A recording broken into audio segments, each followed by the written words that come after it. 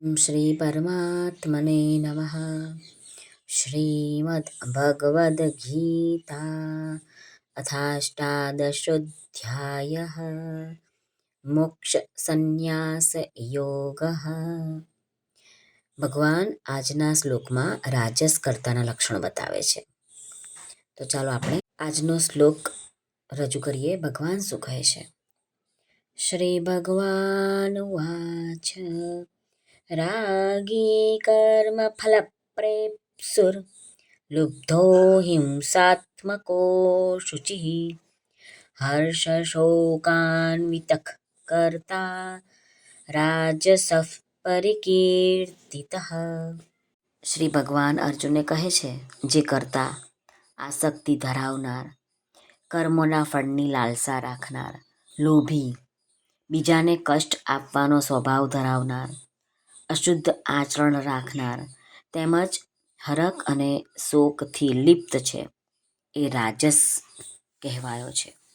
અહીં ભગવાને રાગી પહેલા શબ્દ વાપર્યો છે. તો રાગી એટલે કે રજોગુણ છે, એને કારણે ભગવાને રાજસ કર્તાના લક્ષણોમાં સૌથી પહેલા રાગી પદ આપ્યું છે.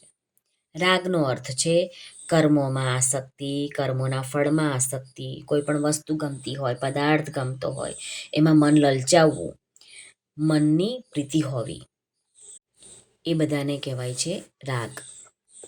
કર્મ ફલ પ્રેપ્સુ. રાજસ મનુષ્ય કોઈ પણ કામ કરશે તેને ફળની ઈચ્છા હશે જ, એના માટે જ તે કામ કરતો હશે. આવવું જવું, અનુષ્ઠાન કરવું, દાન આપવું અને એનાથી એને માન, બડાઈ, ધન આ બધું એને જોઈએ છે. સ્વર્ગલોકમાં પણ એને સારી જગ્યા જોઈએ છે, ભોગ જોઈએ છે, સુખ જોઈએ છે.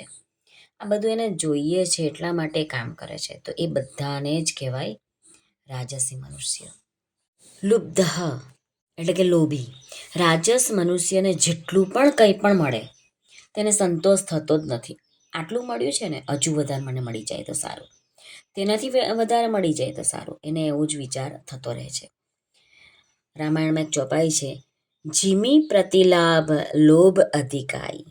એની જેમ વધારે મળતું રહે, વધારે મળતું રહે. આદર, સત્કાર, મોભો, ધન, પુત્ર, પરિવાર વગેરે વધારે ને વધારે વધતા જ રહે, વધતા જ રહે, વધતા જ રહે. આ પ્રકારની તૃષ્ણા, લોભ વળગેલો જ રહે છે. એને કહેવાય છે લુબ્ધ. હિંસાત્મક. પોતાના સ્વાર્થને માટે બીજાઓના નુકસાનની, દુઃખની પરવા નથી કરતો. તે જેમ જેમ અધિક ભોગની બધી સામગ્રી ભેગી કરે છે ને, એને ભોગવે છે, તેમ તેમ તેને બીજા અભાવગ્રસ્ત લોકોના હૃદયમાં દાહ પેદા થાય છે. આનાથી બીજાઓના દુઃખની પરવા ન કરવી અને ભોગ ભોગવવા એ જ હિંસા જ છે. રાજસ મનુષ્ય પોતાના સુખને માટે સારામાં સારા ભોગો ખરીદે છે અને એ ભોગવે છે. તો તેને જોઈને બીજાઓને, જેને ભોગ નથી મળતા, તેઓને થોડી જેલસી થાય છે, દુઃખ થાય છે. આ હિંસા તે ભોગ ભોગવવાવાળાને જ લાગે છે, કારણ કે કોઈ પણ ભોગ હિંસા વિનાનો થતો જ નથી. એટલે મહારાજ કહે છે કે તામસ મનુષ્યના દ્વારા તો કર્મના દ્વારા હિંસા થાય છે, પરંતુ રાજસ મનુષ્ય પોતે હિંસાત્મક હોય છે. અશુચિ એટલે કે અશુદ્ધ. રાગી પુરુષ ભોગ બુદ્ધિથી જે વસ્તુઓ, પદાર્થોનો સંગ્રહ કરે છે તે બધી જ વસ્તુઓ અપવિત્ર થઈ જાય છે. તે જ્યાં રહે છે ત્યાંનું વાતાવરણ પણ અપવિત્ર થઈ જાય છે. તે જે કપડાં પહેરે છે તે કપડામાં પણ અપવિત્રતા આવી જાય છે. આ જ કારણ છે કે આસક્તિ એટલે કે મમતાવાળા મનુષ્યનું મરણ થતાં તેના કપડાં વગેરે કોઈ રાખવા નથી ઈચ્છતું. હર્ષ શોકાન્વિત. તેની સામે દિવસમાં કેટલી વાર સફળતા, નિષ્ફળતા, અનુકૂળતા, પ્રતિકૂળતા એવી પરિસ્થિતિ આવે છે, ઘટના વગેરે આવતા જ રહે છે.